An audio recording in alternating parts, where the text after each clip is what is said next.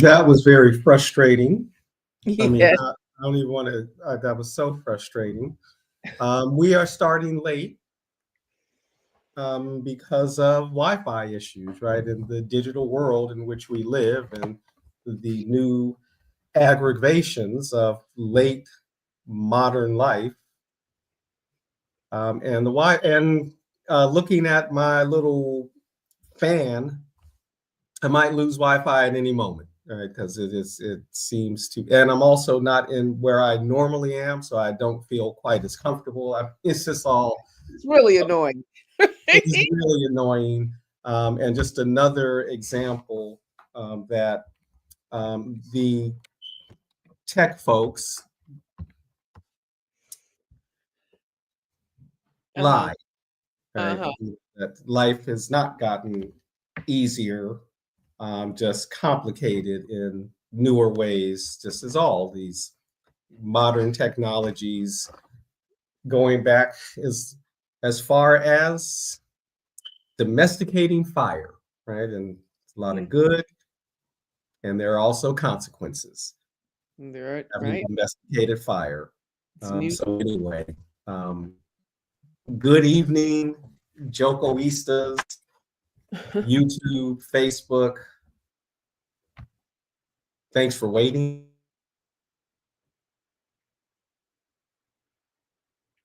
And we're freezing. So we're going with the flow tonight. Any of our regular folk who hang with us, we're going with the flow. We may be able to get through this. We may not be able to and come back next week. But we gonna try. And while Yusuf is delayed by a glitch, I'll go ahead and do our usual opening, right? Where we give recognition to the ancestors that are our lineage in the African family. We are unapologetically and uh, fully Afro descendant people with all the complications of ethnicity that means in Turtle Island, right? Post 1492 and such, right? Not all the nuances of the history and trying to include all of that. Um, but yeah, we are children of Africa and we acknowledge that lineage. We acknowledge the and accept the assignment, the work of resisting this era of world domination um, by greedy human youth.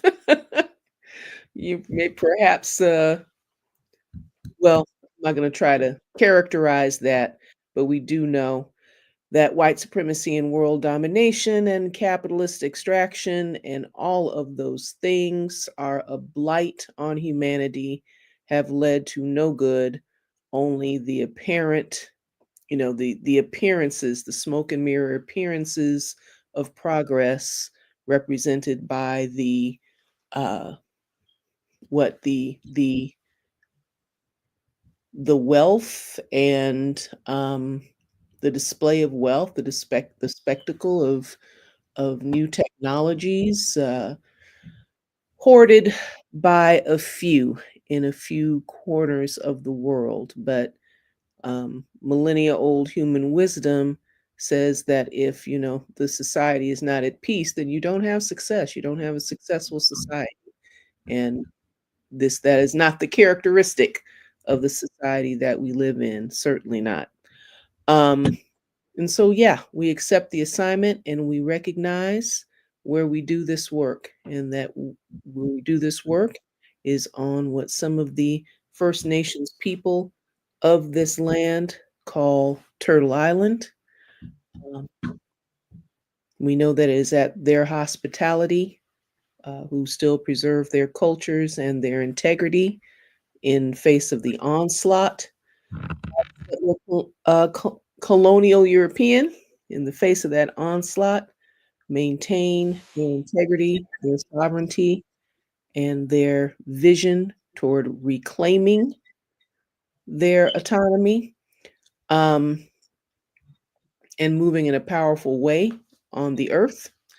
It is at their hospitality, at the hospitality of their ancestors, that we do the work that we do. And we always say it, it cannot be overstated. Okay, I'm glad the glitch has passed and you're back. Momentarily, who knows? I have no confidence in the technology right now. So, Okay, so it might reglitch. in very low bars. So once again, I could disappear in a moment. Okay, And I'm quite frustrated around it. I know. Yes. So anyway, the topic, right, is we're trying to pick up where we left off. And maybe this is just really a good example of it because, this modern era, this last 500 years, 600 years, has indeed been an era of progress. At the same time that it has been an era of incredible incredible degradation of the human community, and really more than 4/5 of the human community, really. Now I'm hearing weird sounds. I hear them. The little squeak. Digital life. Okay, but anyway, um, is the society successful or not, right? And peaceful conditions, right, are a measure of that, or at least have been a measure of that. But genuine peace, right? Not what has been called the peace of the plantation, or what some folks mean by peace. Those of you who are underfoot, not fighting back, right? And they call that peace. While indeed the entire project and the entire structure is, it is constantly upheld through violent means, and less so the spectacular violence of a massacre, so to, perhaps, but the sort of everyday grinding down of populations, the kind of social violence, cultural violence, right? Epistemic, administrative violence, right? And just the way, laws have been written, and and international law has come to us, but come to us primarily through agreements among the colonizers on how they can effectively colonize and build their empires, and limit conflict among themselves, right? That, this is really the basis of international law as it's come to us. How they can avoid another, World War I, and World War II to divide up the world, though, they never stopped attempting to divide up the world and conquer lands, if not through military means, through, economic means. And and call it progress, and yet it has been, there has been progress. Uh, it- the turn to democratic rule that has marked um, the modern era for the last 200 plus years, or at least an attempt at democracy efforts, is a positive, right? Do we want to live under monarchies? Um, that was a progressive move. And for those of us, I think, who call ourselves or espouse socialism and even communism, again, the bourgeois democratic movements and revolutions of the 18th into the 19th century, um, if that democracy is to mean anything, right, then it should be across classes, and not holding on to a new class structure, right? How did you put it last week, right? A new aristocracy, an aristocracy of money rather than of blood, which is what we've gotten so much of, right? And it's called democratic. But now they're even, wanting to go back on that, right? And this um, call that I think should be taken seriously, especially since they seem to be in the ascendancy right now for the so-called, this so-called new tech feudalism, tech-based monarchies, corporate-based monarchies, um, a rise of right-wing parties in the global north. I think it's important to notice, and because if they aren't willing to go all the way with the democratic movement, which again is towards socialism and communism and empowering the working class and the peasants, dismantling the colonial and neo-colonial order, then you're moving toward some kind of right-wing authoritarianism, fascism, new monarchisms. And I think that's where we find ourselves, right? Um, that's what's being pushed back against. The struggles of everyday people, enslaved, formerly enslaved, wage slaved, displaced, for the franchise, and more than the franchise, but a real stake in the Mhm, in our mhm, societies, mhm, and mhm, and a mhm, equitable share of the mhm, wealth that we mhm, have created, mhm, that we, the workers, have created, at mhm, in all the various mhm, sectors, right? mhm, That a genuine minority on the planet, these billionaires and their millionaire representatives, in most cases, in the bourgeois democracies in political office, mhm, um, are withholding from us, as they are the new robber barons, right, of mhm, late modernity. mhm. Anyway, I've been yapping. Um, what you think? Well, I think it's a good yap, and it takes us to, you know, where we left off in terms of describing this tension and this struggle, um, between the tendency toward and the demand, that internal struggle between, the tendency toward democratizing power and therefore materials, and Mhm. the tendency toward hoarding and, hoarding those materials and therefore that political power, and just, power. Um, and the which way do we go, and all of the sub forces and social structures that, contribute to pushing the people in one direction or another.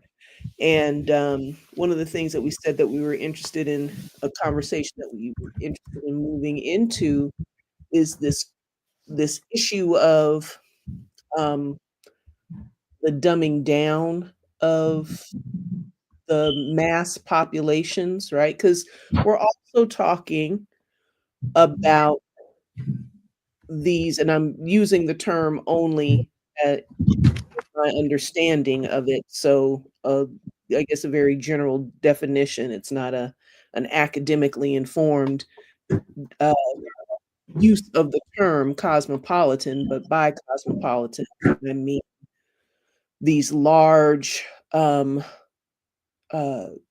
large territories that encompass many millions of people with some kind of, common national identity, who may come from very different places and, right, and ethnicities, religions, back, and all these different kinds of things, but have some kind of common identity with the territory. So this whole challenge of plurality, and no, that's not saying that, the ancient world was not familiar with plurality. Obviously, that's far from the case, right? But in terms of how that challenge is being met in this time, right? In this time, which is also a big part of whole the current ethno-state craze among Europeans. The current iteration of ethno-state craze, among Europeans. So, all of these folk from all of these different parts of the world, either you are settling, you are trying to defend your settler colonialism, your settler colonial status, or you're trying to restrict migration into Europe as another form of maintaining your hegemony, um, but it ignores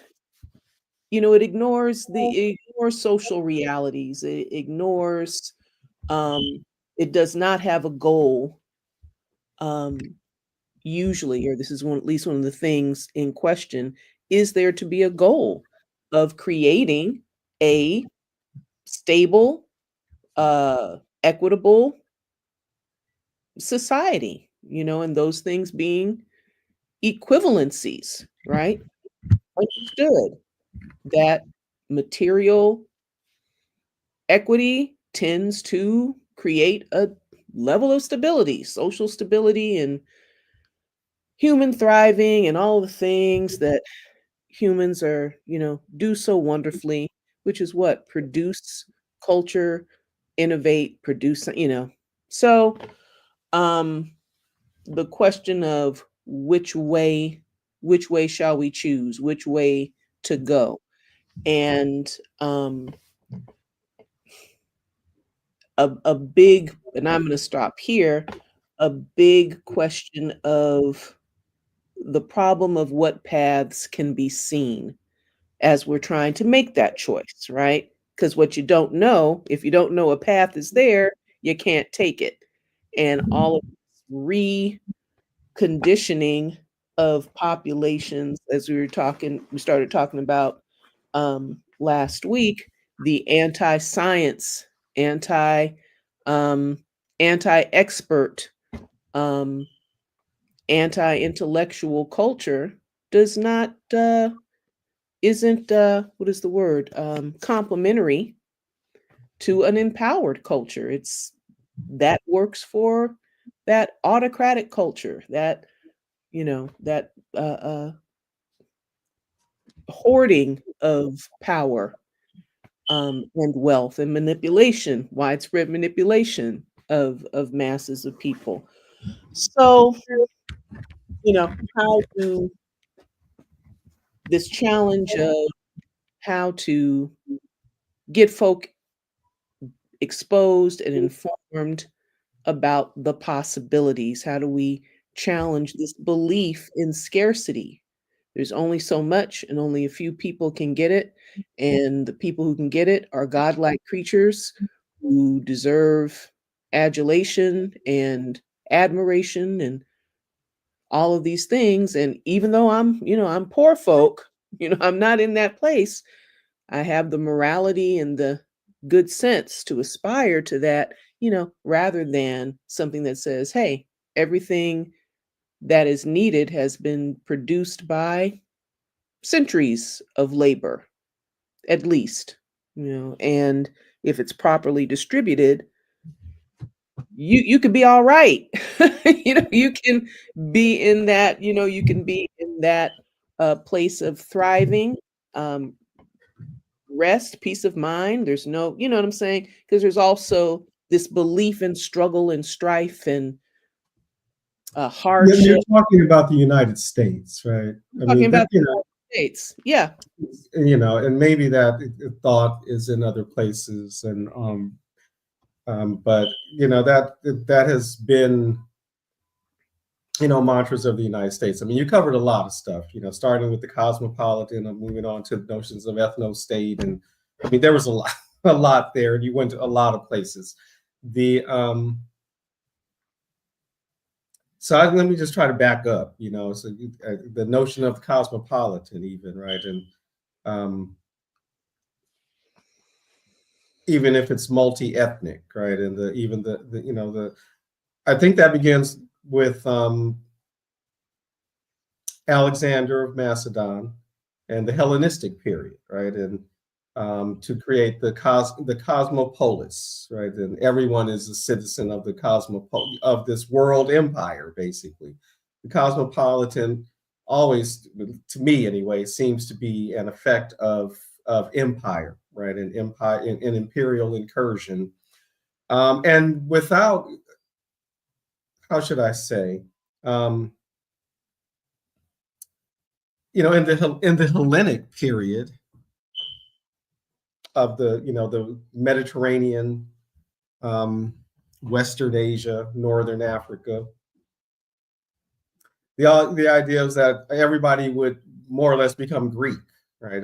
Take on Greek culture, and then find ways of fusing the indigenous cultures with the Greek culture. So a Tsar becomes Serapis and all these sorts of things, right? And there are it's see a lot about the Greek artifacts in Bactria, and that Western India and the Greek influence, but the idea is everyone becomes Greek, right? And then the heirs, right, to that Hellenic world, the Romans, everyone becomes Roman, right? And this idea, and I think in the modern era that continued.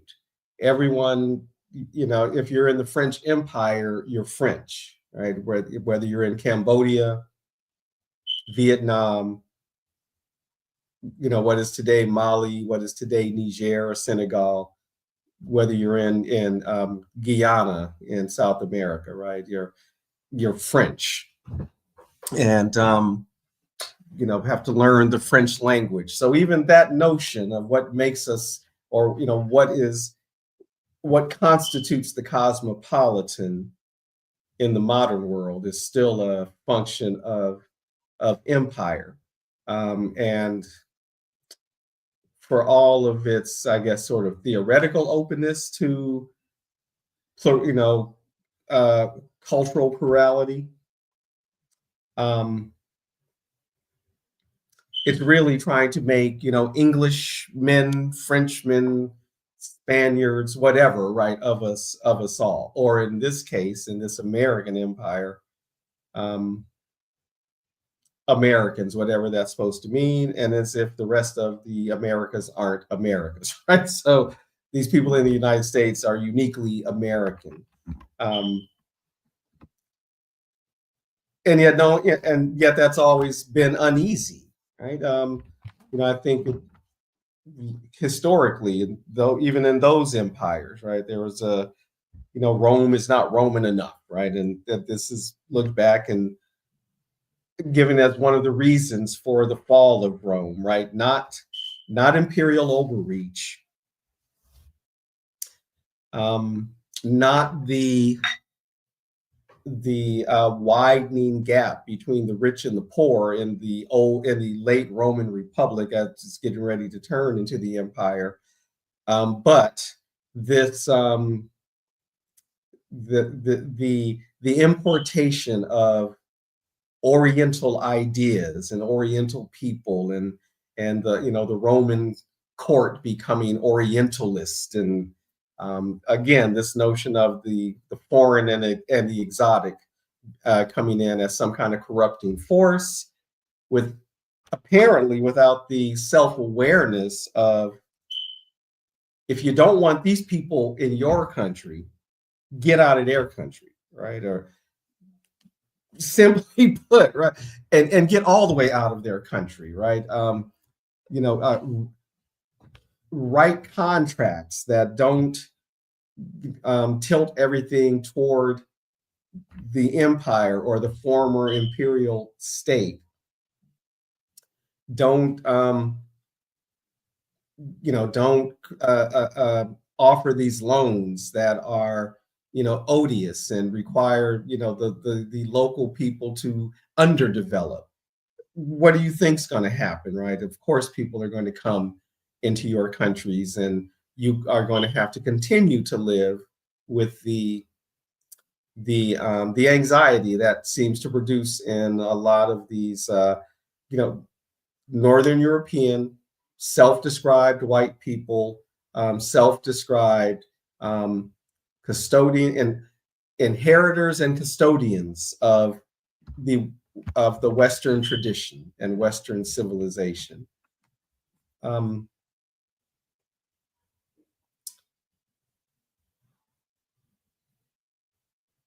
and this notion of, yeah, exactly, scarcity, right? It's an ideological point, right? Um, that is quite an article of faith here in the United States. I mean, this is what's going on right now. Is the current administration is dismantling, the federal government, and particularly insofar as it can offer any kind of service, right, to the population. And now we've had this proposed budget that cuts almost $1 trillion from Medicaid. And when you hear some of the Republican Congress people commenting, and I'm hearing Congress people, and actually maybe folks from within the administration also, there are these comments about people need to go to work, right? People should be working.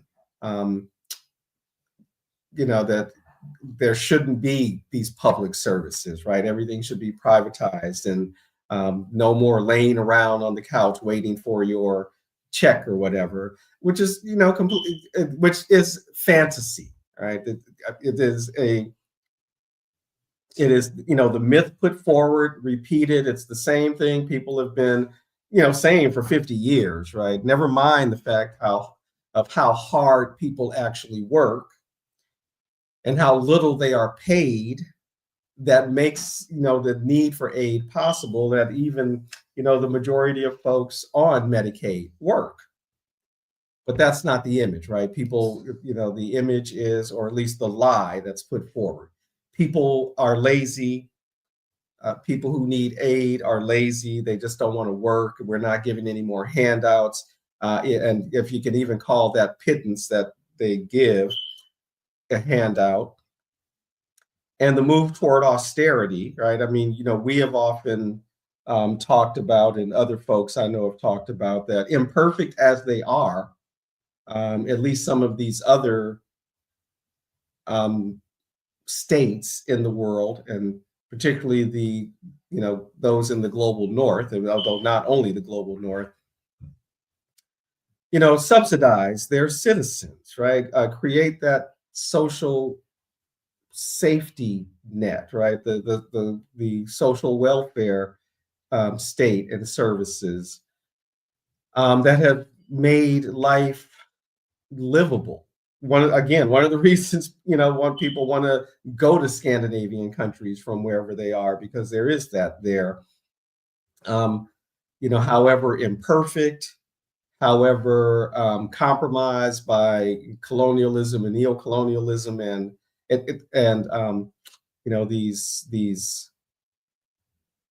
inequitable, contracts and commercial um, relationships, there's at least some kind of more equitable distribution, right? And even in the developing countries, right, as much as Mhm. they can, despite austerity and structural adjustment, offering some kind of social safety net as much as they can.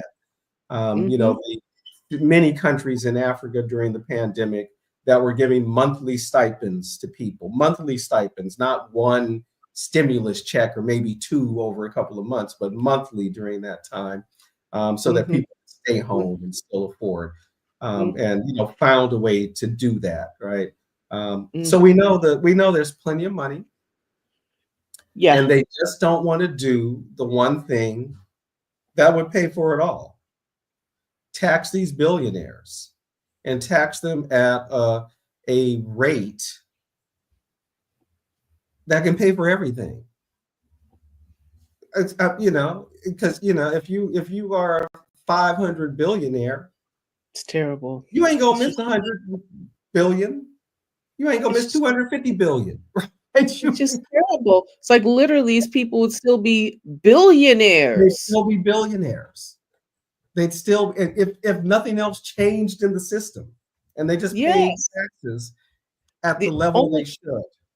and the only thing would be that everybody else has an opportunity to live, not become even millionaires, but Just to just to live live and have a full human life, a and have a full full human life realized, right, vital, and be uh, fairly uh, compensated for their work.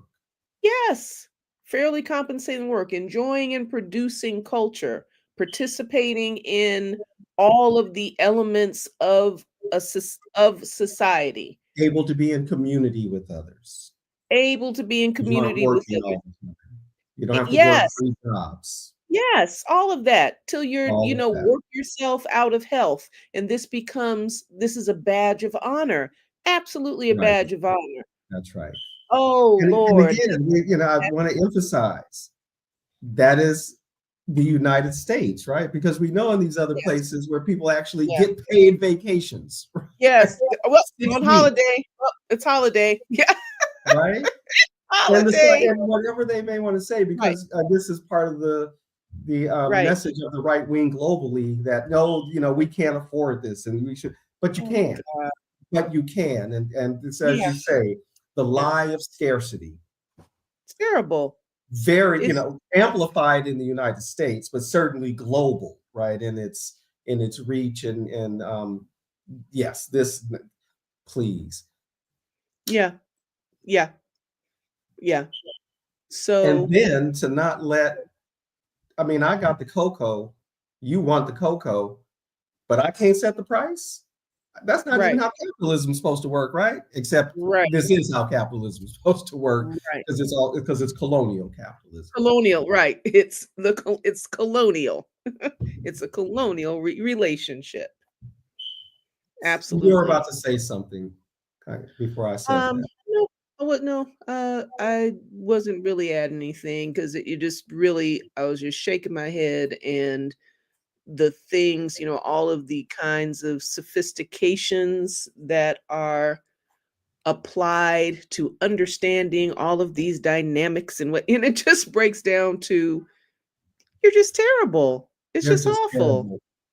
What is this? What is Very this hoarding simple. about? There's literally no justification. There is literally nothing that can justify it. And yet there's this subtle, it's a myth factor that justifies Mhm, it. There's a mhm, mythical religious belief mhm, in mhm.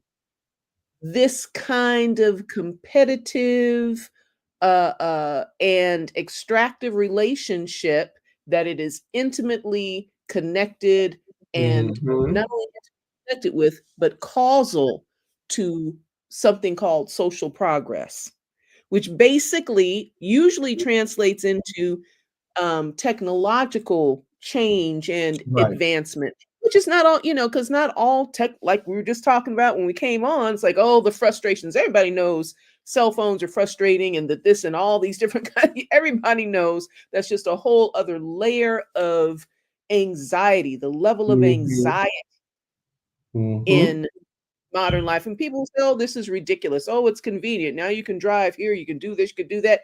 Yes. And there's also this a level of anxiety and diseases of anxiety of various Diseases kinds, of anxiety. mental emotional diseases of anxiety, like anxiety itself and its twin depression, and all of these kinds of that. This is something that is openly measured and definitely associated with what is it uh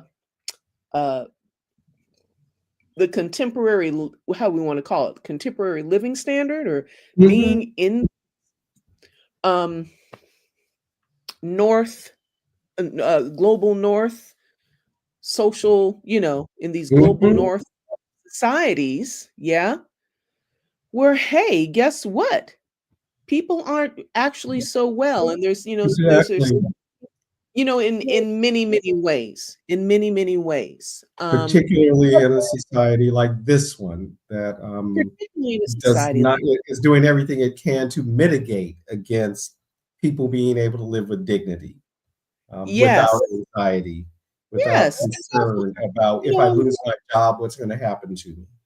yes, and I mean, constantly we carry that, we carry the witness of people's degradation.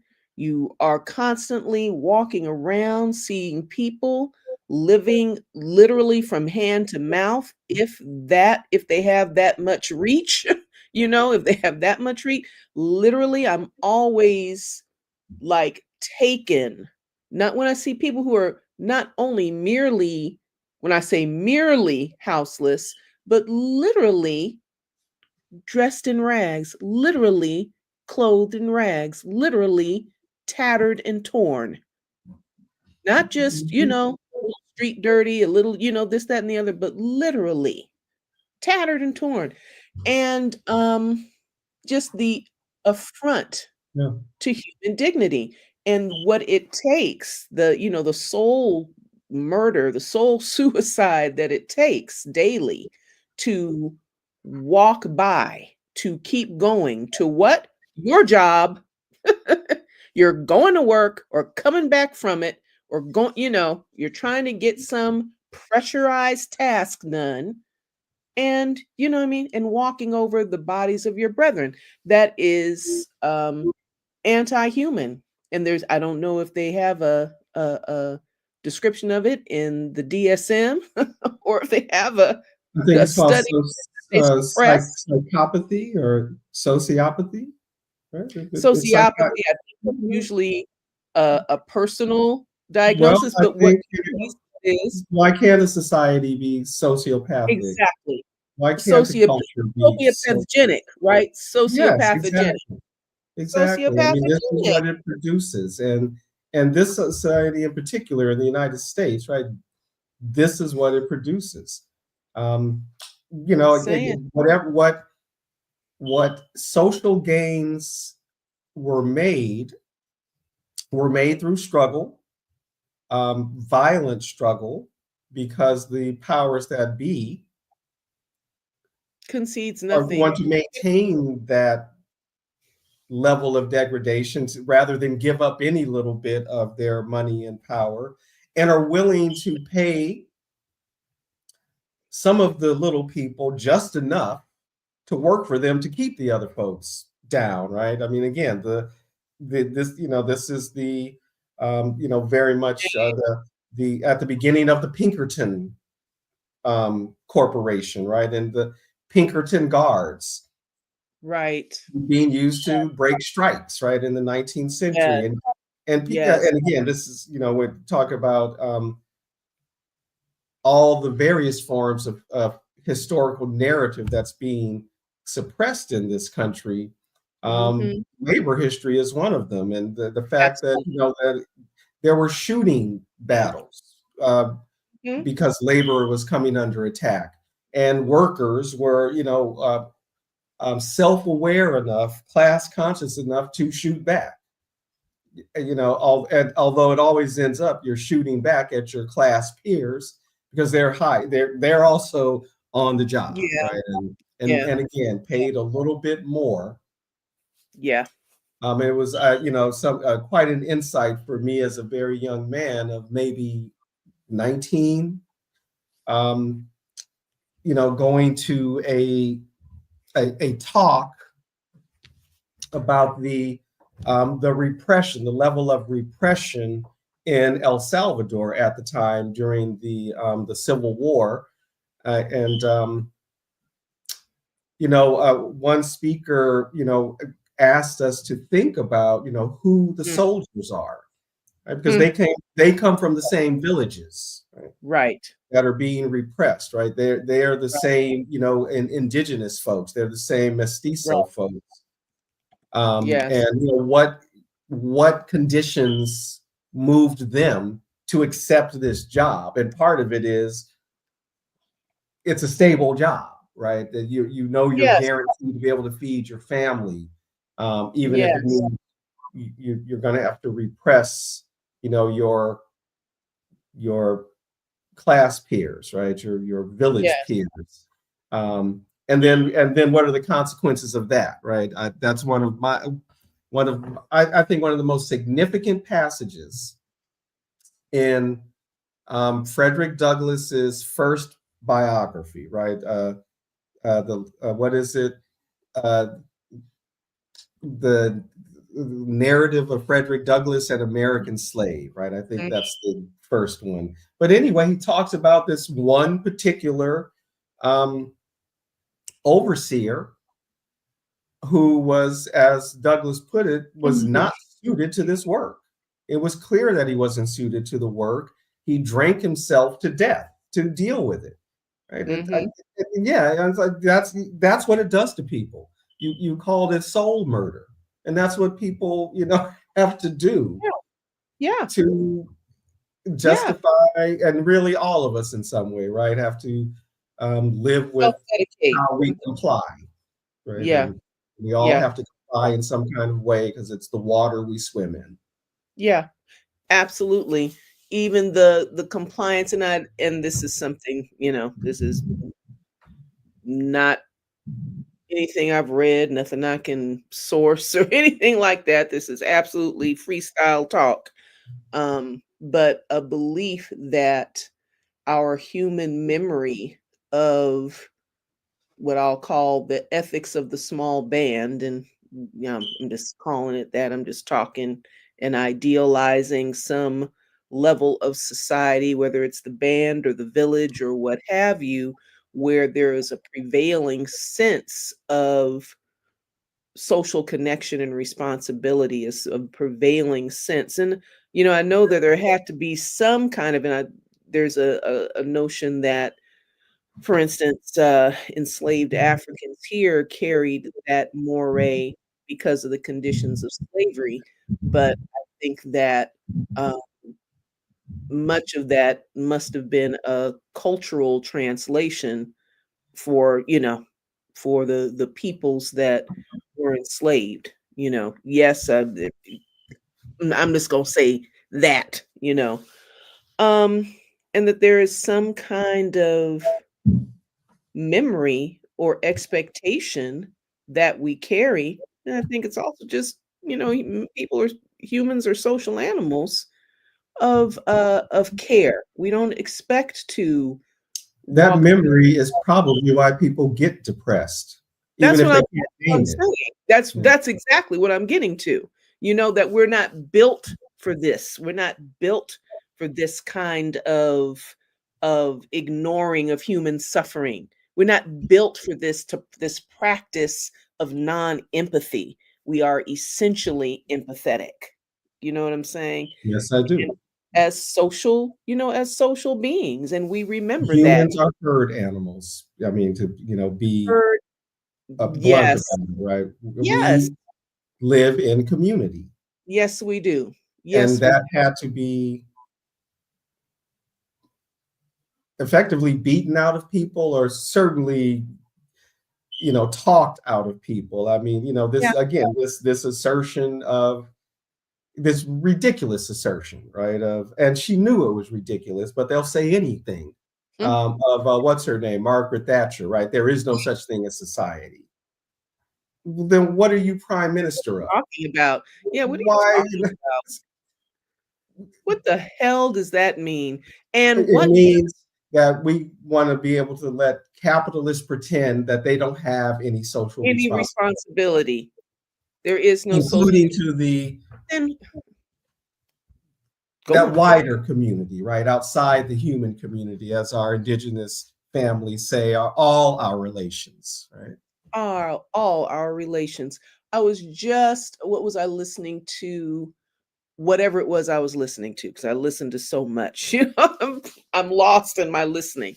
But something a program I was listening to, and it will come back to me at some point in this discussion. But what the conversation was about, I think it may have been Iceland or Finland or one of these countries. And the point that the speaker was making was that in one of these places, there was someone who was actually um, some wealthy person that was actually taken to task and served a sentence for some kind of social violation, something, something, something.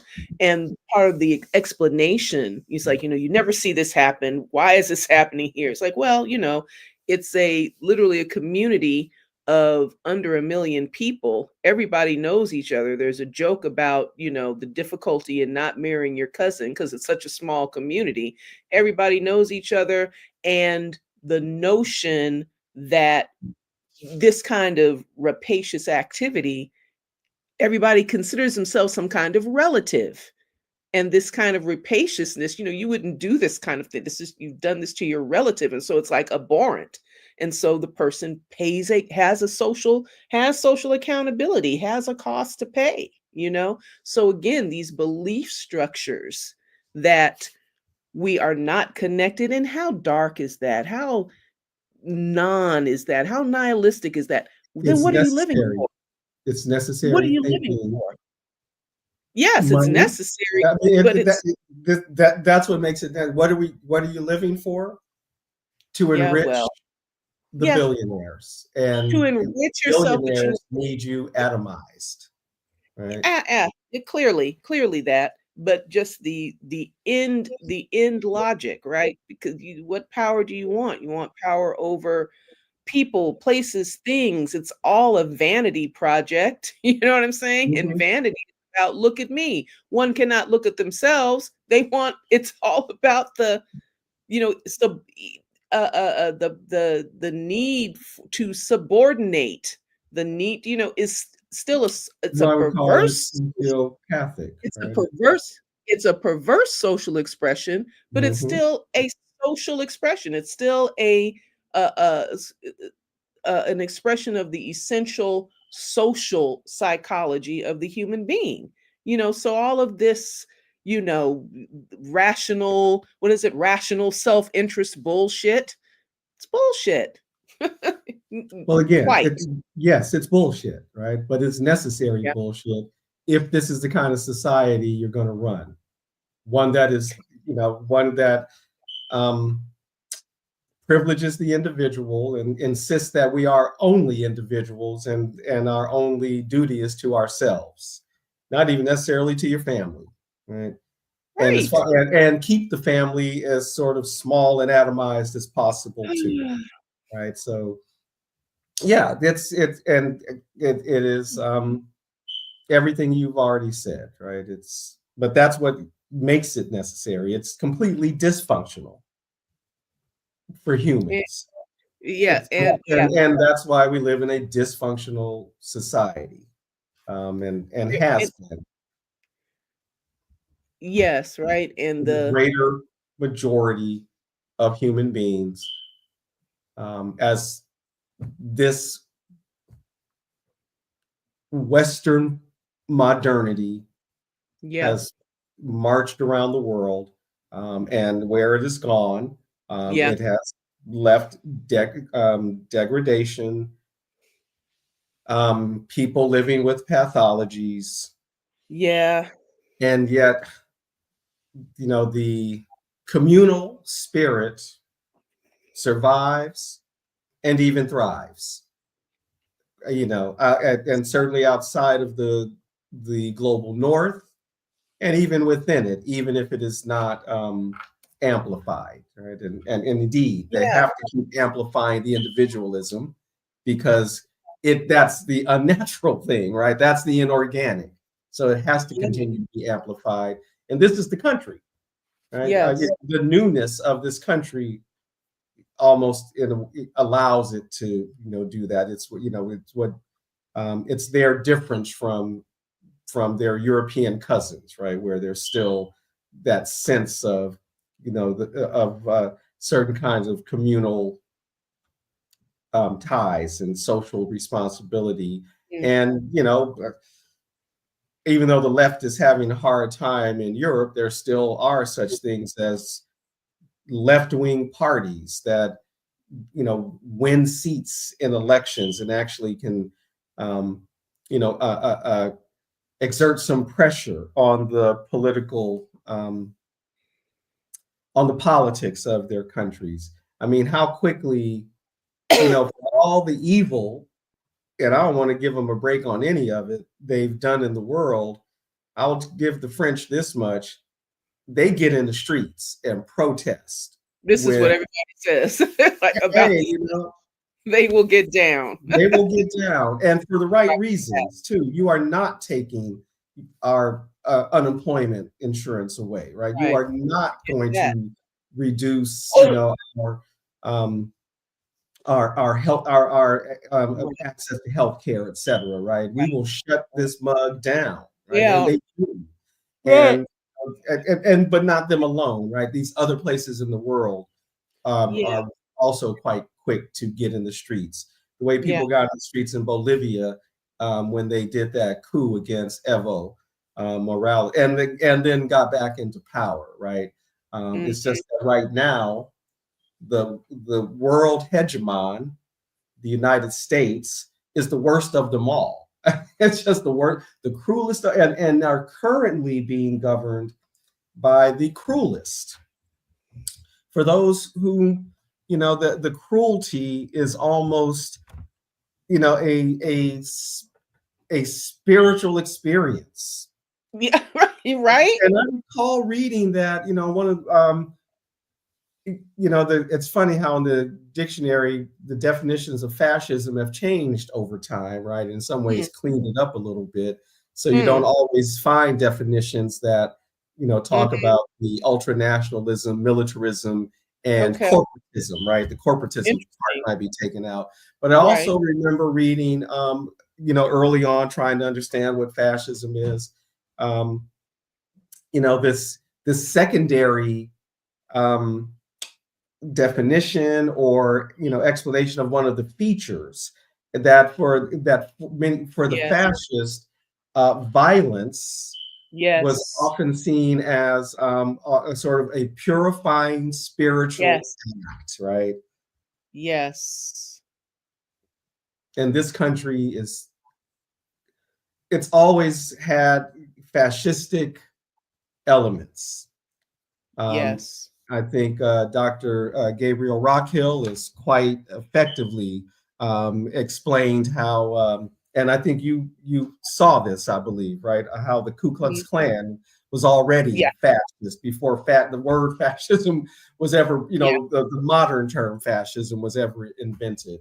And that yeah, strain has always been here in the United States. And I don't know how many times just in my adult life, and maybe even as a teenager, hearing people frustrated with whatever in the world and, say something along the lines of, we should just go in, we should just remove. So, well, hold on, you can't just do that, right? That there Mhm. are laws in place, right? You can't just do Right, that. right, Well, there's that's the structure. problem, those laws, right? And Right. so that element has Yeah, been there, right, in the yeah, United States, and the desire for a strong man, right, yeah, who can yeah, just come in and clean house. yeah. The way fascism, uh, deifies or makes Hmm. sacred Hmm. or elevates Sacralizes, it. deifies, Say that sacralizes, again? Sacralizes, okay. yeah, Yeah, or is a sacralizes, yeah. the, violent, capacity of the state, Hmm. right? It is wed to a consciousness and an identification with the state, right? Hmm.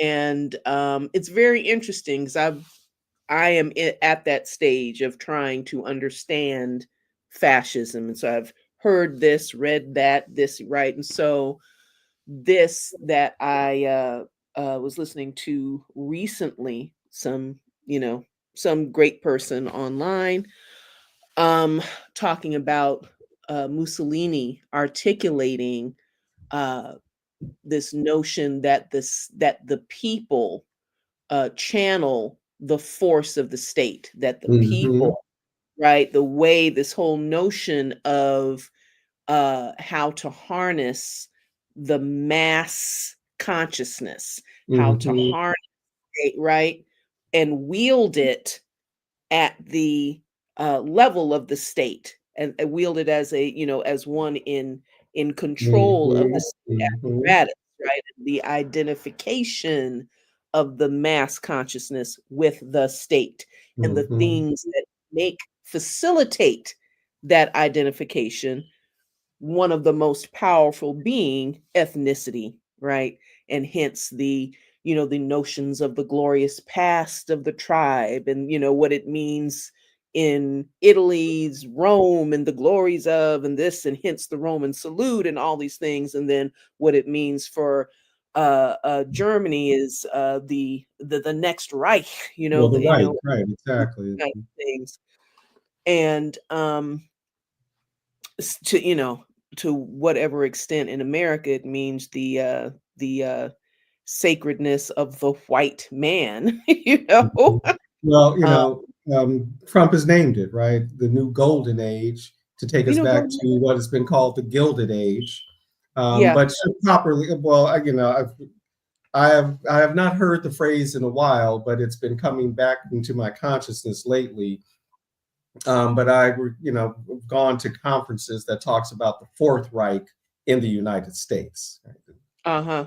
And they're not calling it that because Mm. this is not Germany. Yeah. Um, Yeah. but this is more or less what they're establishing. And yeah, Mhm. the new Gilded Age, the new Golden Age, right? Yeah.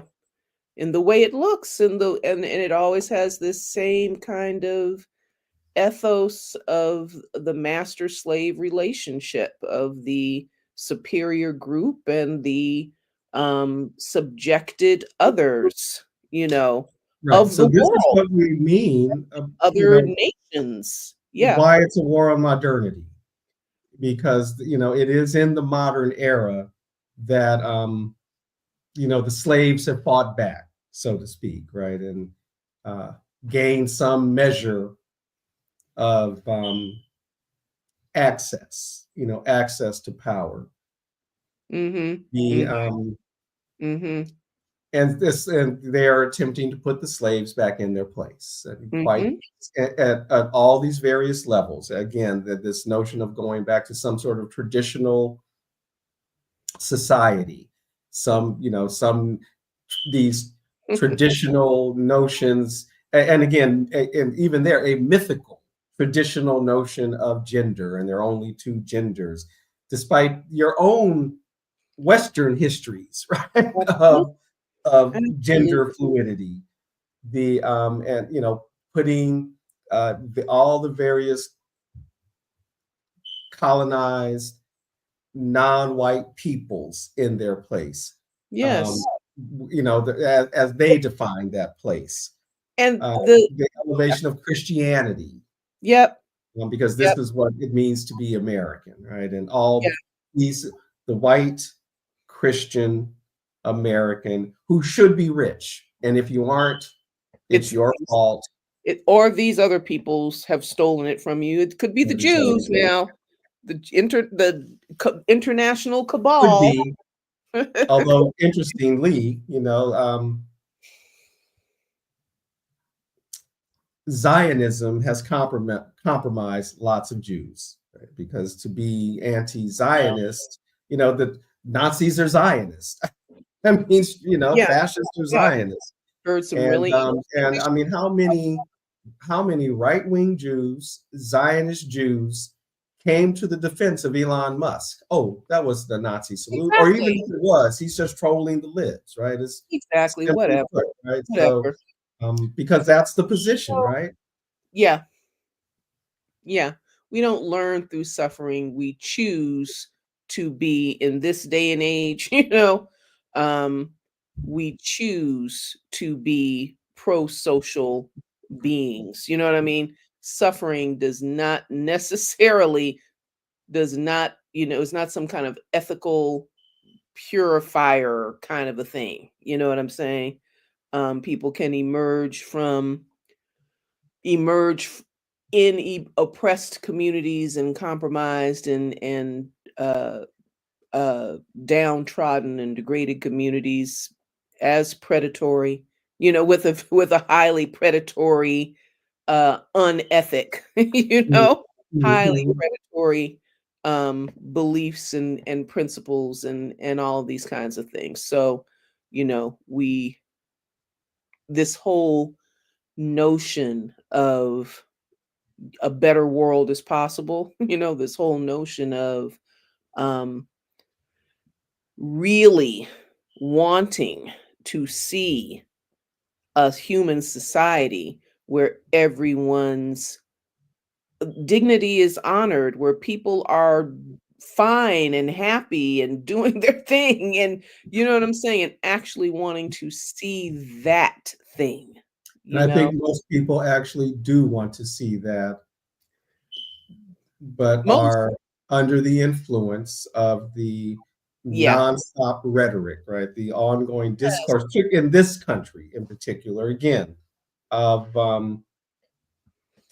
you know the uh, the no. First of all, this idea of scarcity, as you mentioned, and the idea of um, the undeserving, right? That Yeah, so that not everyone deserves, and there again, the fault is in them for not working hard enough or somehow stealing.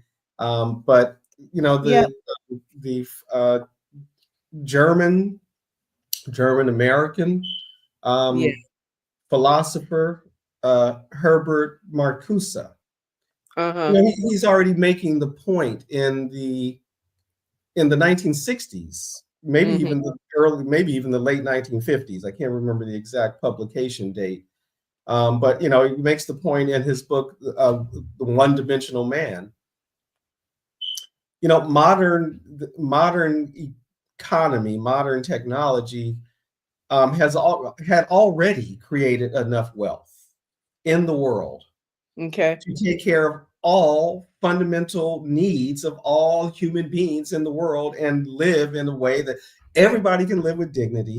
Everybody can pursue, those interests that allow them to develop. Every community can live in a state of technological development, or what a standard of living typically yeah, associated with the industrialized world in the global north, and particularly uh-huh, in areas of like sanitation, right? And mhm, um, generalized healthcare, and food security, and housing security, and all the various things, right, that you shouldn't have to worry about, and healthcare on demand, and education all the education, way, and that there was already 1960 something, right, 1950s. There was already enough profit generated in the world for that to happen. And Surplus. since then, how much more has been generated? And of course, corporations were paying higher tax rates at the time too, and still it wasn't enough, right? And so here we are, 60 years later, and there is no scarcity. Just as there is no real scarcity other than the manufactured scarcity of withholding, right? The practice of pouring out gallons of milk to artificially keep a price high, right? And these sorts of things, right? Restaurants and supermarkets that throw food away to keep the prices artificially high. And then even that other step that some corporations have been, or at least individual stores have been busted for, of throwing that food away. And then I'm about to lose battery. I'm gonna try to run upstairs real quick. And then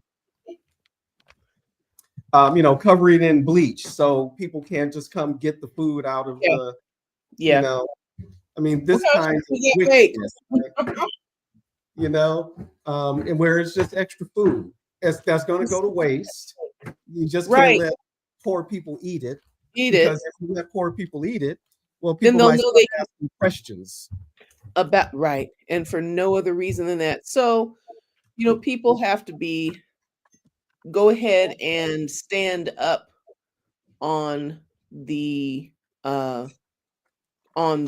disgust with such absurdities, their their rejection, that all of those emotions that the conditions engender, like they tell you in modern psychology, or whatever that we hear, be with that. You want to be with that emotion. You just want to go ahead and be with that, and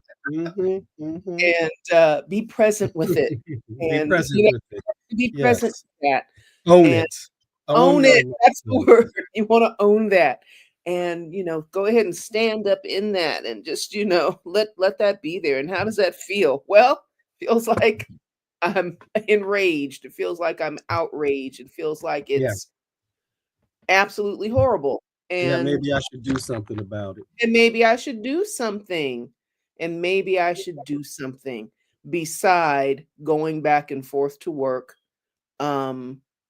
and trying to satiate, and try to stamp out these energies with these justifications and rationalizations and distractions and addictions and all of these things, that we tend to, that we do. So let me say this. No, go ahead. Okay.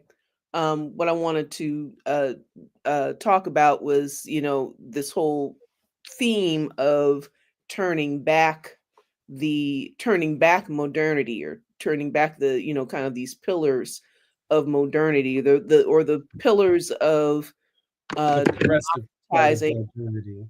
Huh? Yeah, turning back the progressive aspects of modernity. That's what I was going to say. Turning back the pillars of the progressive aspects of modernity. How I was going to complete that was what was I going to say? These things that tend to democratize, right? Tend to spread and generalize power and wealth, like education, like generalized education, of high quality, not just, any kind of conditioning. Yeah. Yeah, education, right? I mean, if it's right.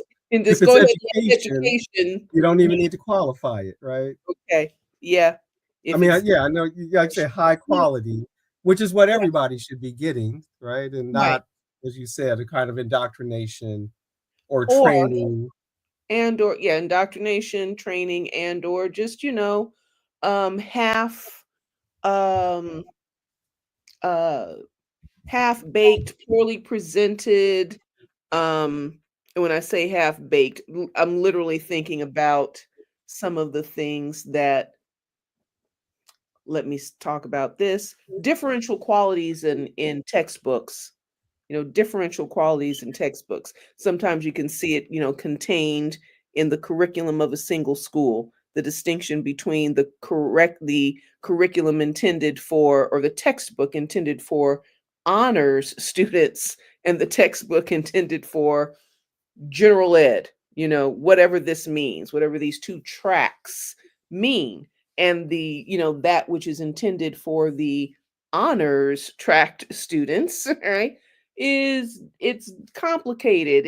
Uh, uh, it has a diversity of material. It has this, that, and the other. The general has some, a list of short statements. Like, all you can have the capacity to do is, uh, you know, identify, identify and memorize a certain set of sequences or whatever, you Which know, is why we question whether that's education, right? Or something of a different order.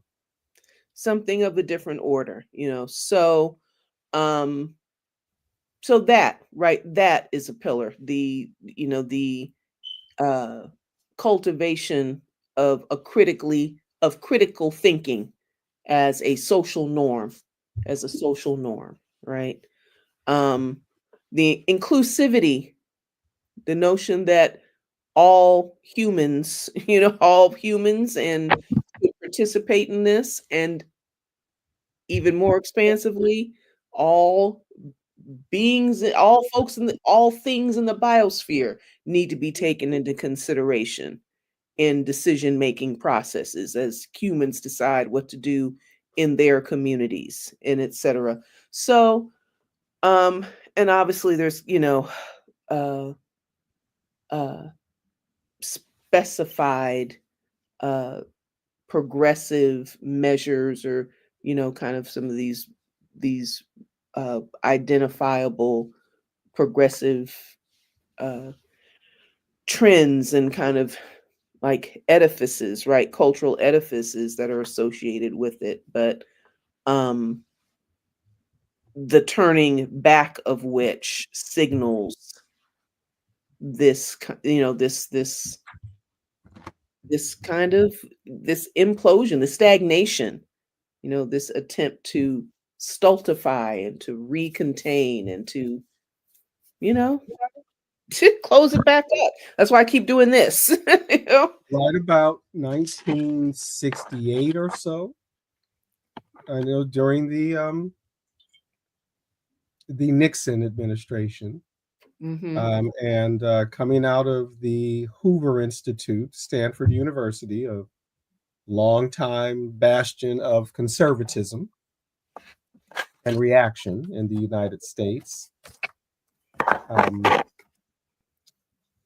what is now the Hoover Institute, and maybe this is still its full name, and it's just called the Hoover Institute for Mm-hmm. short. But at the time, the Stanford Hoover Institute of War, Revolution, and Peace, in a Mm. well, maybe this might have not only been maybe this was a memo. I can't remember now. Either a memo to President Nixon at the Oh, time, or part of a conference, that okay. maybe was influential on the Nixon administration. But again, coming out of the Hoover Institute, so from the academy, Professor Mm-hmm. Roger A. Freeman Yes. Mm-hmm. makes the point, quote, Mm-hmm. "We are in danger of producing an educated proletariat. Mm-hmm. That's dynamite. We must Mm-hmm. be selective in who we bring in, etc." But the Mm-hmm. first part, we are in danger of creating an educated proletariat. That's dynamite. And by educated, what you just said, right? One that is thinking critically about Mm-hmm. their conditions, about the condition of the world, about it's also, what's that other part of it? Systems thinking, right? The ability to see how things are connected to each other, and how choices we make impact, our environment, and what else we share. So that was in the late 60s, early 70s, uh, post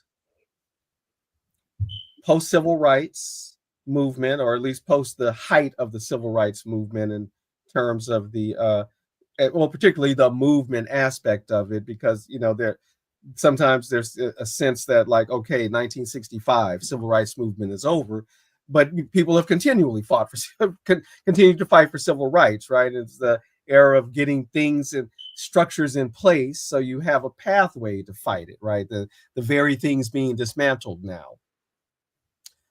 This is the very moment, right? The 1968, 1969, 1970, that the women's movement, the women's liberation movement, as I remember from my childhood, and I think that's important language to call it that, right? The women's liberation movement was asserting itself. And they're all there's more than one type of feminism. And just like with civil rights, there this bourgeois element that narrows it down to inclusion, in the spaces of power, without transforming, those relationships, right? But nonetheless, even that just ends up being too much.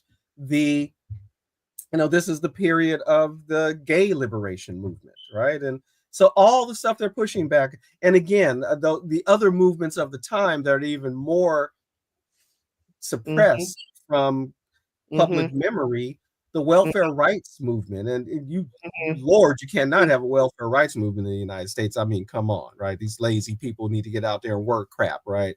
But there was a welfare rights movement that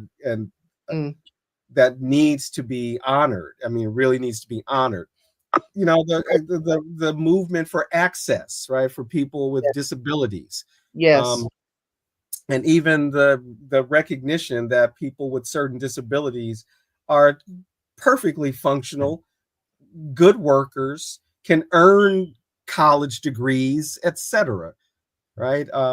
This is all that's being pushed back against because Yes. they saw the effects of it, right? Yes. Let's say public education begins to be popular or accessible late 19th century, increasingly so into the 20th century.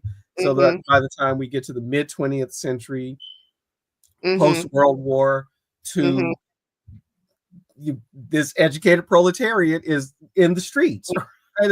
And then so this is why Professor Freeman and his ilk and the people they served, Heritage Foundation folks, Hoover Institute, all of these other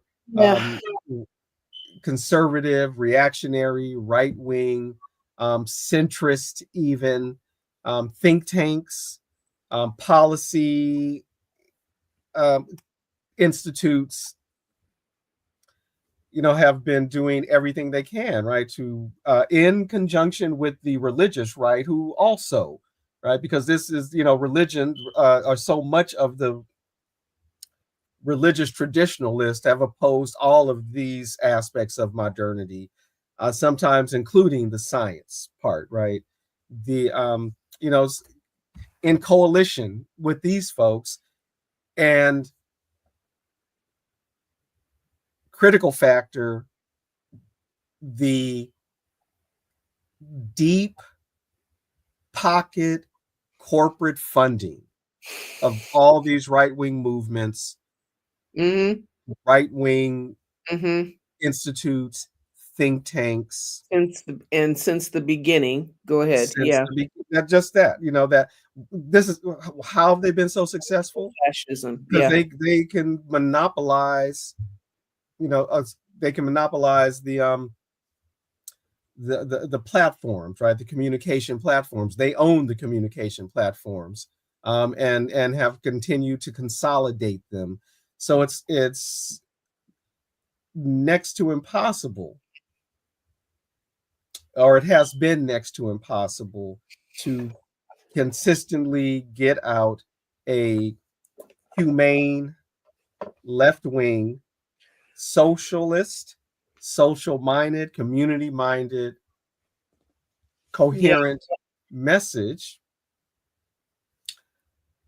because folks are the platforms are pulled from under them, or folks are have to moderate what they're saying, and then the other side is on a megaphone. um, Yeah. what's the word I'm looking for? Um, slandering, Absolutely. Demon. slandering, demonizing Yeah. the communal spirit, right? The Yeah. social vision, right? That right there. So Slandering, demonizing, and discrediting, like from discredit. all these different angles. If you are can have a sense of rationality, right? A sense of yourself as a rational person, then you can dismiss, what's so funny about peace, love, and understanding, Mhm. dismiss it on some kind of rational basis that Find a way this to is commodify it, right? Put it on a T-shirt, and then that becomes the extent of your politics, right? You can wear it on a T-shirt, but don't get organized to make it a thing. absolutely not that. That's right. That's what do they say? Beyond the pale. that's Beyond the uh page, right? That's not allowable. So if you're a rational person, then, if it's rationality is your bag, then it's something that is, this is not how humanity works. And these are hard truths, but these are truths nonetheless. And the competitive this and the da da da da. If you are a uh, uh, person of a religious bent, right, then you have the demonization to live, to lean into, um, on religious On the ground. megaphone, even though Yeah. that's really a minority position among religious communities, Perhaps but it's so, but got the the megaphone. point being, right, the going notion being, this idea of godless communism, atheistic socialism, and as you said at the beginning of the conversation, we're talking about an American phenomenon. We're talking about Americanisms and American thinking and its particular relationship and trajectory, and Hmm. the ways that it has responded to or successfully suppressed that's the socialist Hmm. expansion, right? And the communist expansion. So that, it can be this religiosity thing, and it can also just be um that just a general taboo. You Hmm. know what I'm saying? That is coming from neither a place of uh a kind of a place of rationality, but also just a sense of, again, something else that is beyond the pale, something like an evil, you know what I mean? But that, not only are you ridiculous if you use the S word or the C word, you're probably some kind of fanatic. You're probably Hmm. some kind of, you know what I'm saying? Just that Yeah. level of, that. So all of these kinds of trends. But one of the ways that gets militated against, for lack of a better term, for one of the ways that can be absorbed. Let's say that there is a better way. um, Absorbed, contained, neutralized, responded to, is through, because all these things also depend on a lack of sustained discourse, a lack of a sustained conversation and comparing of notes, if you will, and examining historical sequences and whatnot, right? All of which requires protracted civil discourse and engagement, right? And all if you're in a pret-a-porter culture, we got to be ready to go. We got to be, it's ready to wear. It's ready, can I put it on now? Can I run with it? Can I, don't have time to stop and think, you know? Well, that again, yeah, that's public culture in the United States, just as you're Yes, right. There is yes, no, or where there is any kind of sustained discourse, right? It might be in the academy, and that is made inaccessible to most people.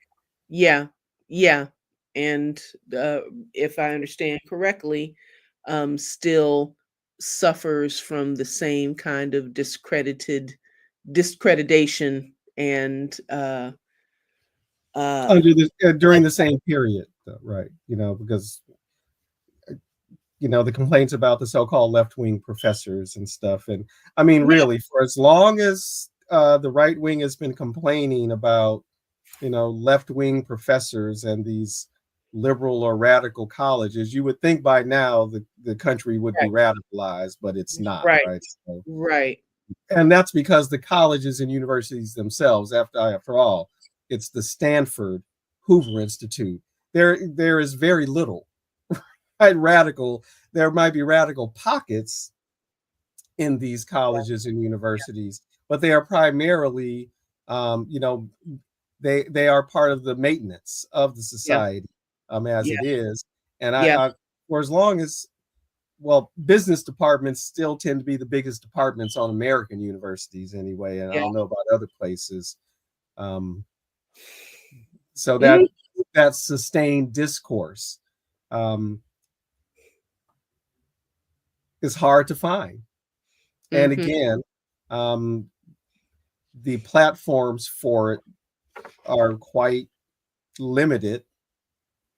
It's usually, the other things that are being platformed, right? These, like I said, these conferences, um, sponsored or hosted by the Heritage Foundation, the Hoover Institute, the Ford Foundation, right? These corporate foundations that are committed to mhm, business as usual and absolutely committed to an anti-communist, anti-socialist mhm, discourse. However, we should talk about, well, what about those? Because that's taken as a for granted. If it's communist, then it's automatically authoritarian, oppressive, right, etc. But behind me, right, is a literacy campaign from 1960s Cuba, right, and we should not underestimate the the accomplishments of the socialist revolution in Cuba, in spreading literacy, in continuing even under these adverse conditions, especially since the fall of the Soviet Union, to mhm, to maintain a communal network, right, a social network that um, no one goes hungry, right? That there if it's only beans and rice, everybody's gonna have some beans and rice mhm, attitude, right? The mhm, number and the level of literacy mhm, and the access to health care, and this mhm, has to matter, and mhm, the level of civil engagement, right? yes, That is routinely yes, reported about Cuba.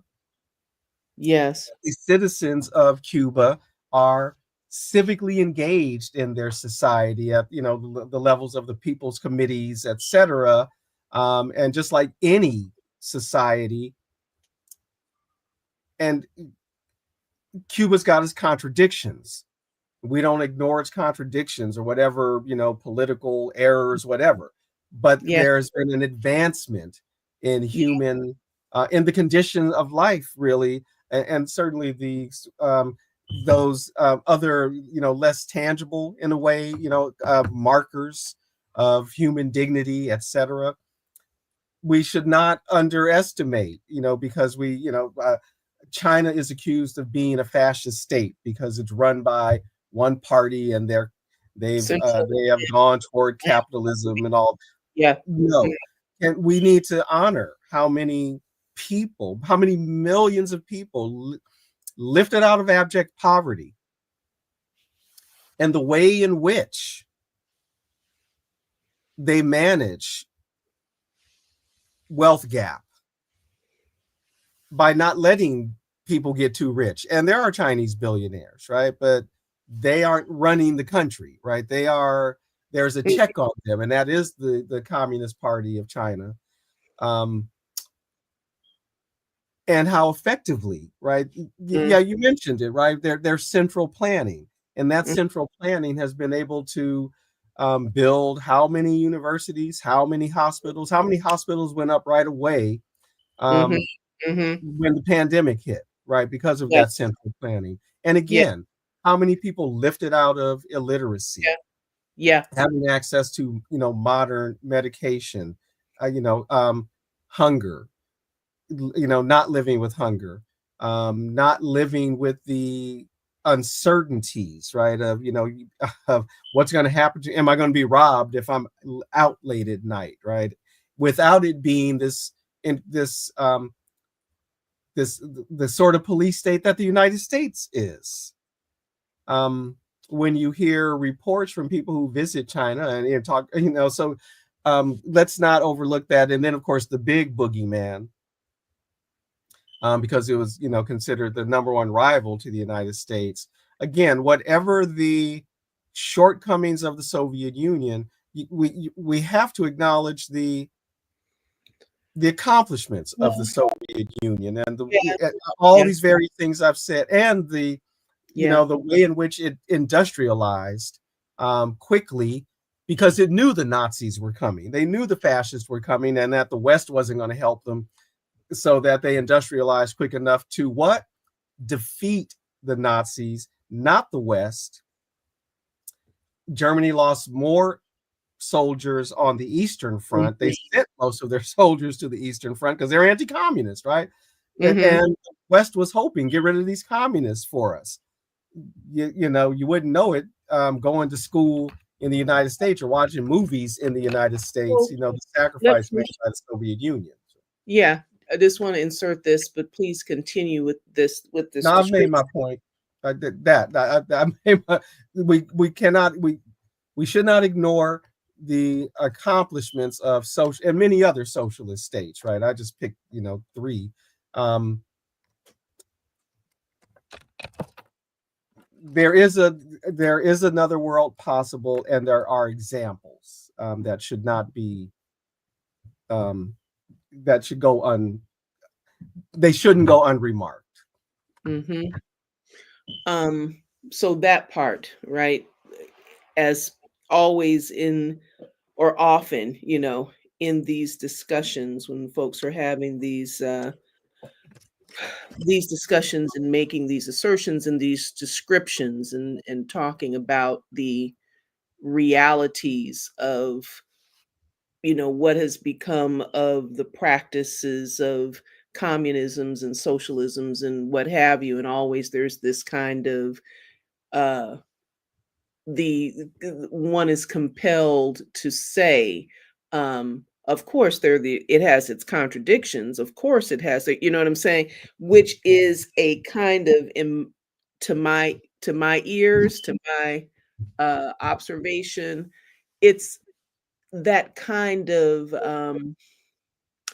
uh one has to one is compelled to address the failure to appreciate nuance or the lack of capacity to appreciate nuance, because it should go without saying that there are contradictions, quote unquote, or there are, you know what I'm saying, that there will not be a quote unquote Mhm.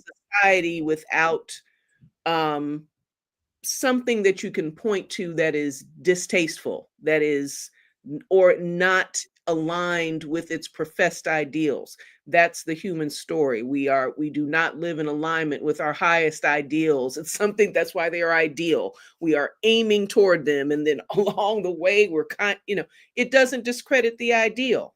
You know what I mean? Full stop, as a professor I had used to say in conversation. I mean, full stop, period. You know what I mean? That is the way of things, but the way that one has to always kind of uh, apologize for the existence of contradictions in order to have that conversation, to me, speaks to Mhm. uh, uh, diminished capacity for the critical, both Yes. in Well, I wonder that though. I mean, I hear you. But I think it's worth saying, just as we started this, there are positives to modernity despite its underside, right? There have been progressive, um, there's been a progressive movement. Among them, the democratic impulse. That's just the dialectic, right? I mean, we've been talking about Trump. It ain't all bad because he's sharpening the contradictions and making it possible for people to see.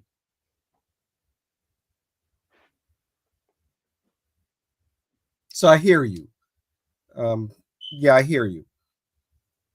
But I still think it's worth saying. Not as an apology, but as Yeah, kind of a statement of yeah, fact. yeah. That wasn't a. I get what you're saying, not as an apology, but I'm going to say it again. I stay with the notion that, in general, it speaks to the diminished capacity, one, to have as an, of course there are contradictions, and of course there will be good and, a quote unquote uh progressive and regressive, and I'm not talking about reactionary, something that is, I was Progressive trying not and to say good regressive. and bad, trying not to say good and bad, but fine, good and bad. There's going to be good Progressive aspects. and regressive, got it. Okay.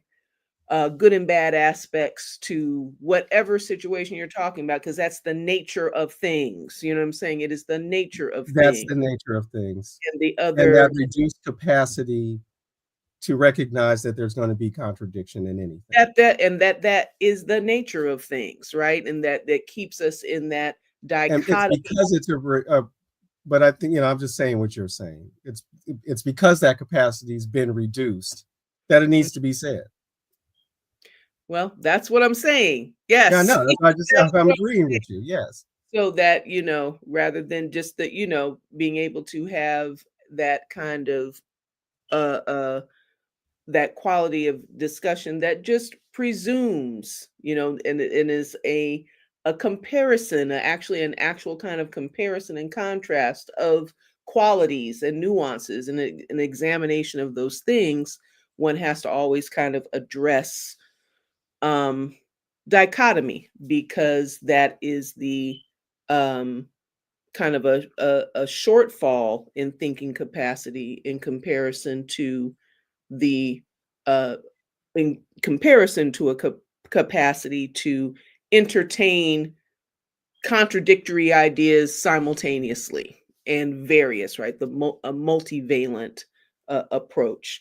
But the other component of that is um having enough, what did we say last week, memory, either through having a learning of history, or having lived experience, to also bring a factual context to a discussion of a thing, a discussion of a thing.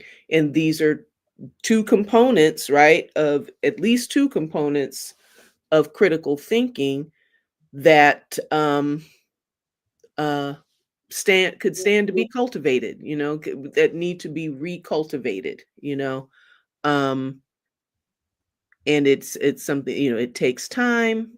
Thinking takes time, reasoning takes time, understanding takes time, um amassing information takes time. It takes a right this kind of approach that we have grown unaccustomed to, unaccustomed to, and a habit that could stand to be taken up, you know, um,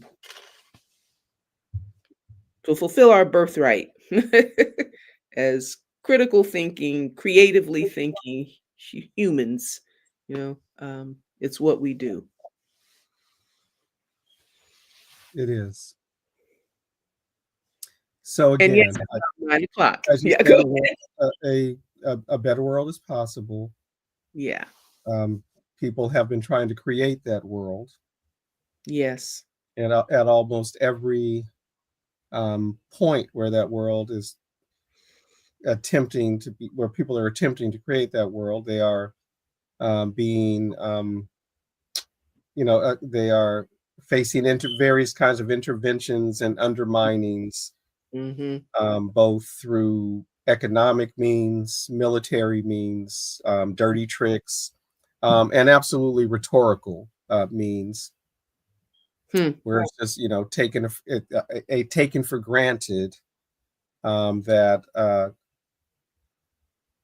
if a country is self-declared socialist or communist, um, Mm. it can't be democratic. And this is just a taken for granted, despite the fact that they are these countries have their own democratic forms. But if you aren't allowed to get rich Mm. beyond measure And and beyond remove you. yourself, it can't Right. be Right. democratic, right? Because Right. we live in a society and Yes. societies and the global system that wants to equate freedom, democracy with capitalist acquisition, right? And the ability to Hmm. loot, right? To loot the world and to exploit, labor and resources, and that's defined as freedom. And indeed, this is probably what Peter Thiel means when he says that freedom is incompatible with democracy, Mhm. because Mhm. democracy, tends toward the communal ultimately, Right. right? Toward these socialist experiments, these this Mm. socialist organization of society in Cuba, Mhm. in a place like Venezuela, where there was no Mm. armed insurrection that brought the Venezuelan Socialist Party, the movement towards socialism, to power. It went through the electoral process, and Mhm. continues to go through the electoral process, and continues to be popular, despite the efforts of the United States in particular and the partners of the U.S. Um, because people down there, the people, the grassroots, they believe in the democratic possibilities. And so they get in the street and they organize, but they don't just vote, right? It's all the stuff leading up to the elections, Mm. that if people in the United States ever Wow. knew, they need to get back to. And yeah, they did know. Look at how popular FDR was Right. and would have remained. And it took them this long. It took them Yeah. this long, 80 years or so, to, Uproot. to That's right. even get close to dismantling. Right. And But US people yeah. in the US, including people who voted for the current government, are in the streets as they see the possibilities of losing things like Social Security, Medicaid, some of these mitigating institutions that were created in the New Deal. It took them this long to even get to a point that they can, Hmm. well, they've had some help, over they've been at it in earnest since these policies and institutions were put in place. They got a big leg up with the Reagan administration, the Clinton administration, and every Democratic administration after that sort of greased Hmm. rails. Again, it was but with the same business first logic, really, and the move to the neoliberal, and austerity, Mm. and we're going to, what is it, uh, um, Mm. or change welfare as we know it, or whatever the phrase Right. was, and all Right. these efforts to, you know, uh, uh, so Democratic Mm. Party complicity with shrinking of the social welfare system, Mhm. um, inadequate as it has always been. And we Mhm. know within a racist country like the United States, which once Mhm. I must be racist since I call the United States racist. Mhm. The Mhm. even we know that even those mitigating policies were not always equitably distributed because of race, right? Mhm. Um, Right. and even Right. those who would rather just to spite black S- people Too much lies.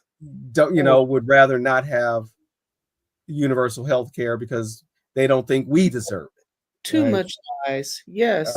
But even still, these folks are having trouble right now with their own constituencies because of the specter of Right. losing these things, because they too have recognized the value. What's Yes. going to happen again? What's going to happen to Mima when she Yes. loses her Medicare and her Yeah. Social Security? Yes. What's going to happen to your sibling who They're may having. have Down syndrome, who is now Yes. going to receive Medicaid, Yes. or whatever, all these various things. It's unthinkable. It is unconscionable. Not unthinkable. It's Unconscionable. unconscionable. If you don't accept what did we say tonight? Sociopathogenic. If you don't accept the proposal and integrate with it is unconscionable. This shit. And they're talking about all this, all the other shiny items that are dangling, because just about everybody has used the term in one way or another, whether it's shock and awe or blitzkrieg or blitz, or but you know what I'm saying, with all of the or chaos, the chaos engendering, um, has recognized this kind of uh reign of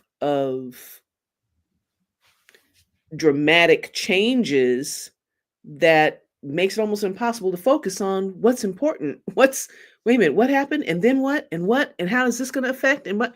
And a whole lot of it is important. A whole lot of it is important. And some of it is just ridiculous BS, but in the meantime, folk aren't noticing things like aren't not noticing, not noticing, but let me not say it that way either. Let me say, I wonder how it is being assimilated as part of the conversation. Did this fool just produce a citizenship gold card? How are people weaving that into the conversation? You know what I'm saying? Where this, this the obvious, the blatant, just the blatant levels of corruption, the blatant corruption. I'm gonna go and guard the or make more efficient the agencies that are investigating me, that have these right. They're Right. investigating me, that are questioning my procedures. So through which there are lawsuits being filed against me or my all these kinds of things. And what do you do with that? How are you still having a conversation about efficiency, or the problem with government red tape? But that's neither here nor there. Yeah, that's kind of neither here nor there. um Well, they've already run out of time. I mean, that particular person, Elon Musk, hmm, his approval ratings are in the toilet, mm-hmm. like, more so than Donald Trump's. And Donald Trump's are below Oh, water, as they say. And they're mm-hmm. only going to go down because they continue to double and triple down, right, on what they're Uh-huh. doing. Uh-huh. Um, it's just been reported that, well, it's been in the news this last, week or two, Yeah. as Republicans go back into their districts and have these town halls, and folks are, lighting into them about what are you doing, how are you allowing this to happen, etc. So what have they decided to do? Stop having town halls, right? They're going to. So so it's already unraveling, and partly because they have no tact, right? What they thought, what seemed like it would work as a tactic, this flooding the zone thing, has in a sense backfired on them, right? People are paying attention to everything. That flooding the zone was about whether the press could keep up. Mhm. Everybody else is keeping up. So Mhm. and Mm, they're being mm, um, I don't want to say attacked, mhm. but they're being held to account by their Mhm. constituencies. Mhm. This is not what, again, they're Republican constituencies. Yeah. Never mind the Democrats and those who aren't Democratic Party members who are incensed, but their own constituencies are like, this. What are you doing? This is not what we were wanting. Yeah. You are making us less safe. Yeah. Making our food less safe. You are Yes. increasing the unemployment rolls. You are suppressing everybody's wages, because now you've got workers. You got more unemployed people. Unemployment has always been a tool of capitalism to keep wages down. Right? Hmm. You don't Mm. want the job, this person will do it for less, and they're desperate. Right? Right. They got a mortgage to pay. Right. You know, Atmosphere of um, desperation. Yep. but people, it's amazing. Less than 2 months, right? Hmm. Just over a month, right? Since Yeah. what, January 20th, and we're just in the so a month and a week, and it's already unraveling for them. It's already getting to a point where all they're going to have is repression, Yeah. because their own folks are not going for the okie doke. That is beginning to dwindle. Uh-huh. Uh-huh. Yeah, the reports of voter regret continue to increase. Mhm. Doesn't Mhm. mean they can't win at what they're doing, Yeah. um, but people got to stay vigilant on them. They haven't Yeah. won yet. They think they have, and that too is Right. their weakness. Right. Uh, There's a hubris. They believe their own press, you know what I'm saying? mhm, mhm. And forgetting that they have influenced and constructed that story and that narrative. But that statement that dude made in his first term, I mean, even during was it during the campaign before his presidency, that I could shoot somebody in the street and it wouldn't affect my popularity, believed that. But they're finding out the limits, they're Yeah, finding out the limits of you it probably could shoot somebody on Fifth Avenue and not, and still be elected. and explain it But away. now you're Yeah. messing with people's Social Security, Security. and it turns out you might be able to kill a human, Right. but don't kill Social Social Security, Security. Right. which That's will my kill Social many Security. humans, right? There's so Yeah. much we could. I know we're coming up on 2 hours. There's so much we Yeah. could talk about. We haven't even. Well, I'm mentioning it now. People are paying attention to suddenly, right? This measles outbreak. I was A about to child say, has a died, child has right? died. Right. And more are likely to. Now Absolutely. that Texas outbreak, which the story that's being floated, it's just in the Mennonite community. I saw some comments today from Well, folks I in wasn't in the Texas. Mennonite It community ain't just the before. Mennonite community. It ain't just the Mennonites. It's in San Antonio. That's Eastern Texas, isn't it? That's on the Gulf. I thought was the Uh, and it has made its way to New Mexico from Western Texas see. to New I see. Mexico. I Um, see. and there are other places in the country besides Texas and New Right. Mexico with measles Right. outbreaks. Where it's been an issue. People who have Yeah. been listening to folks about not vaccinating, Yeah. who make sure their family members are vaccinated. Yeah. Yeah. Um, Yeah. so all of that, I think, is going to blow up. I think people are going to see these inconsistencies. I mean, because they're just too blatant.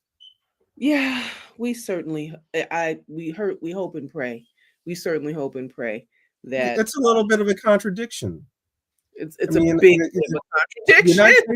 The United States is a monster. I mean, it is. You know, how many deaths around the world is the United States Responsible for responsible for?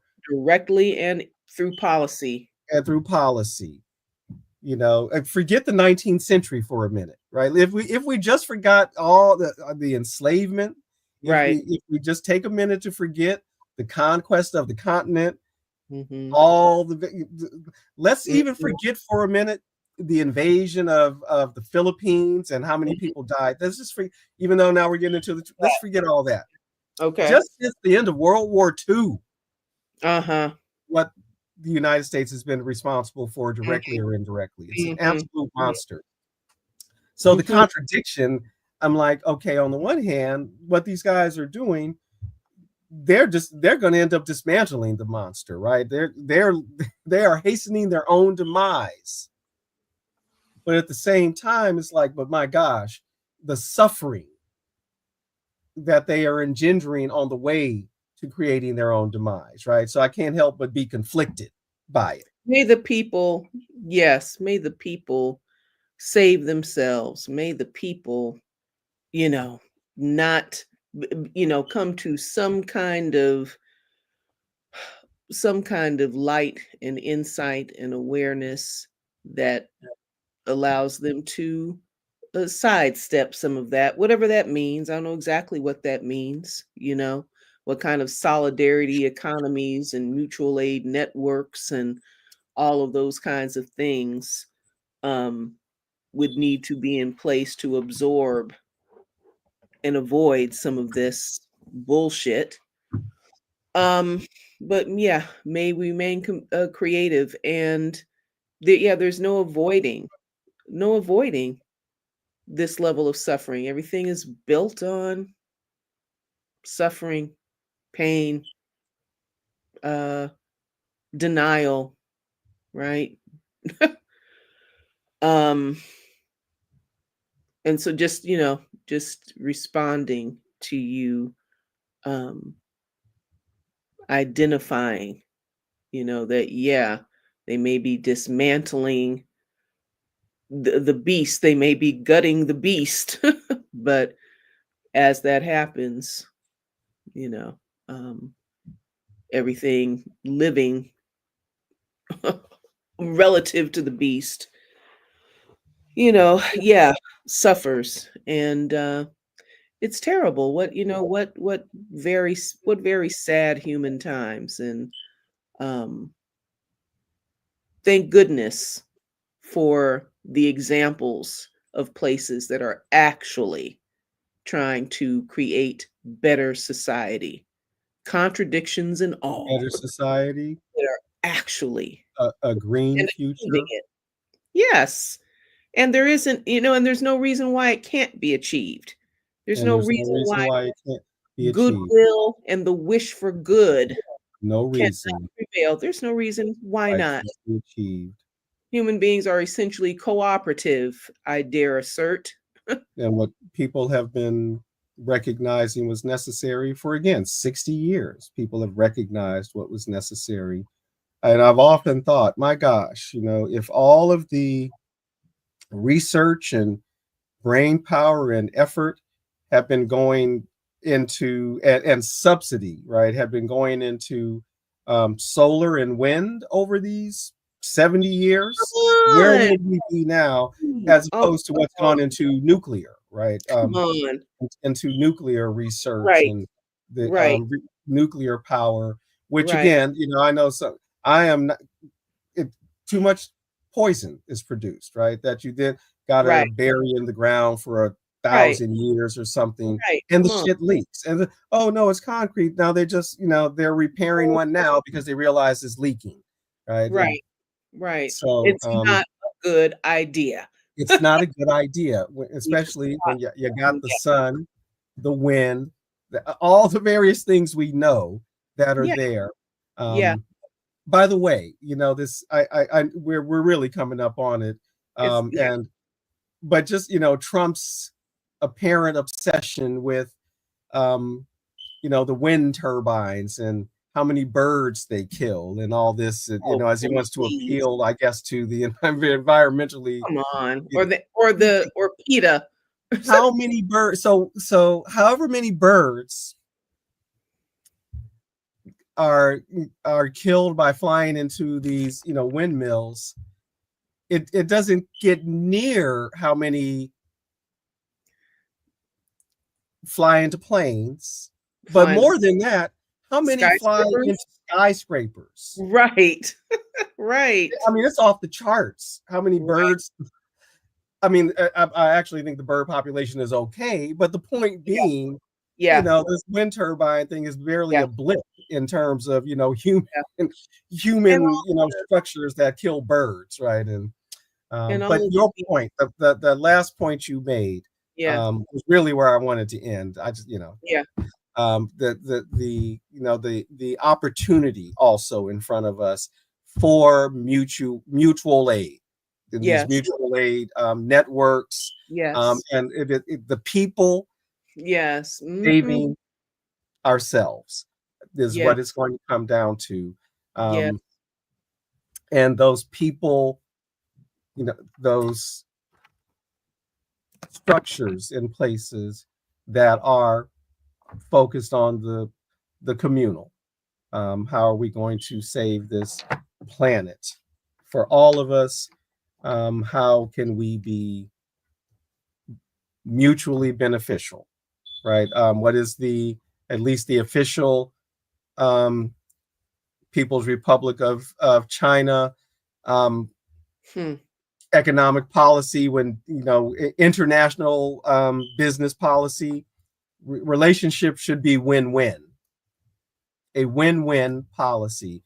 A win-win policy is possible. It Yes, indeed. simply put, right? A win-win policy and win-win activities are possible. Yes. So Yes. simply put, Yes. So let's go get them. I like that. So let's go get them. Let's make it happen. Let's Let's make it just do it. happen. Now we're over 2 hours. Yeah. We got a late start, and now we're over 2 hours. So, folks, when you watch this, I hope you enjoy it. Well, as usual, we both started this tired after a long work day and a busy week, and Yeah. in preparation for a big weekend. As we are in a community with a couple of friends putting together a arts event this weekend that will take place at Beyond Baroque, a long-lived cultural center in the Venice neighborhood of Los Angeles. As we're doing this thing this weekend, Art in Resistance, specifically bringing together poets, musicians, dancer, filmmaker, right? To share our voices, share our visions, um, and resist the inhumanity that is being foisted on us by monsters in office. So, we didn't think we would be on this long, is what I'm getting to. I'm tired too. I'm tired. Exactly. We don't stay on that long. We And just then we got our late start because right as it was time to start, Oh. my technology anyway decided to freak out for a minute. So anyway, you hung with us, you're hanging with us, you watch this later. Please subscribe to our channel. Please like and please share. If you're watching on Facebook, or if you watch it later on Facebook, yeah, please give us a like. Please let folks know. I know we have promised the last couple of Thursdays that we would be back on Sunday, and then we canceled both Sundays, and partly because of the, the being overwhelmed, having so much to do, and just being tired. So we're not planning on coming on this Sunday because we'll be doing this Art in Resistance, Real Talk, at Beyond Baroque in Venice. We will be back next Thursday, though, to continue the conversation or pick it up somewhere else, or maybe have a guest to join us in the conversation. And now we are going to say good night, folks, and stay in the fight. Tasha, you want to close us out? What do I have to say? Yeah, go forward, folk. Power to the people, period. It's time to uh, go ahead and get on up and fight for the world you want, and that's not just reduced to all of the physical squabbling. That is, get up off your metaphorical and physical butt and go out there and believe that this beautiful world is possible and go out and make it happen. Let's do it. Let's do it. Let's do it. We can end colonialism, and we can create this world we want. A human world. And a world that we can share with all our relations. Our four-footed relations, our winged relations, our plant relations, our scaled relations, our microbial relations. all of this. Our one-celled. And our solar and star relations, right? And the entire universe, which is already a dance of harmony.